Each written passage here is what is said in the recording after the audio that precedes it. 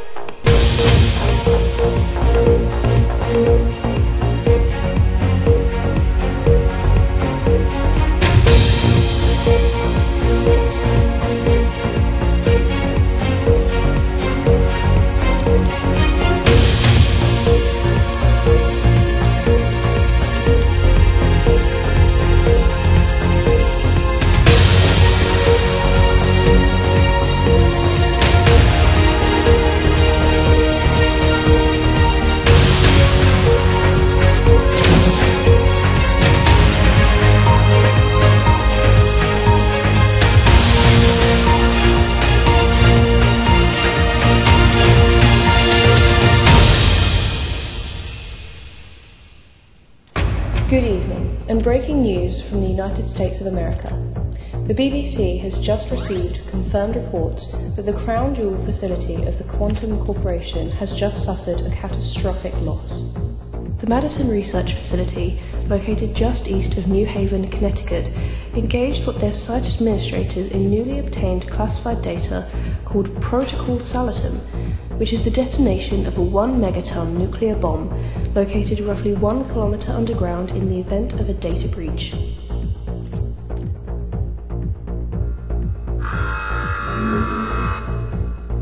That's right. The detonation of this warhead marks the first nuclear detonation in history whose purpose was not under guise of testing. In fact, this detonation marks the first time a nuclear detonation has ever occurred in a densely populated New England region, leaving questions as to the scale of possible ground soil and water contamination. Historically, the most prominent of nuclear tests occurred at the Nevada test site, with temporary test sites established along the contiguous United States and off in the Pacific Ocean, areas all chosen as they were far from densely populated areas and therefore reduced the chances of civilians contracting illnesses related to testing.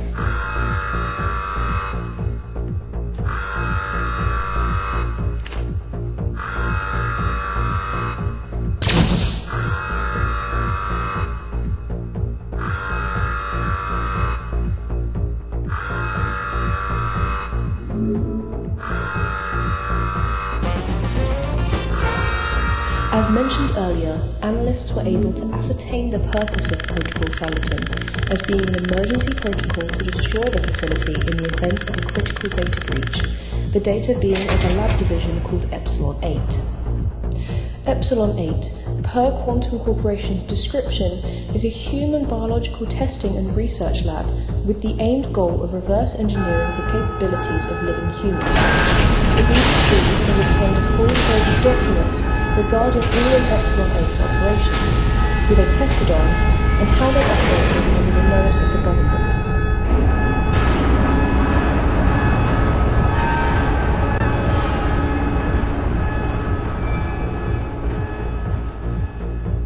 Testing ranged from various different branches of biosciences, mostly having to do with neurology, cardiology, and virology.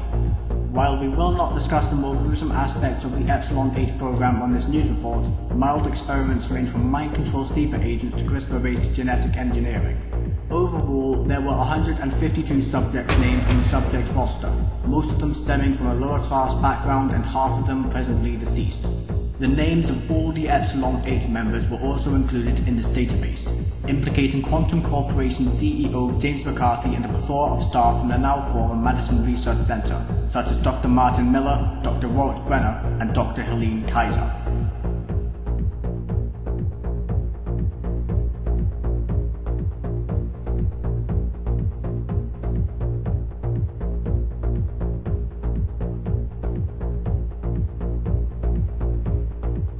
As such, members of the Epsilon 8 program were apprehended and detained by federal authorities, the United States Attorney General Edwin Meese issuing a press release stating that the Department of Justice would file a criminal suit against members of Epsilon 8 for high treason against the United States, conspiracy against the United States, 43 counts of second-degree murder, 26 counts of voluntary manslaughter, 102 cases of kidnapping, fraud, and criminal malfeasance.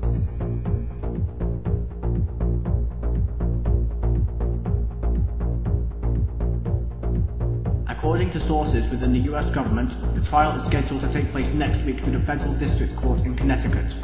This court case could mark the first potential treason conviction case since 1945's Kramer versus the United States.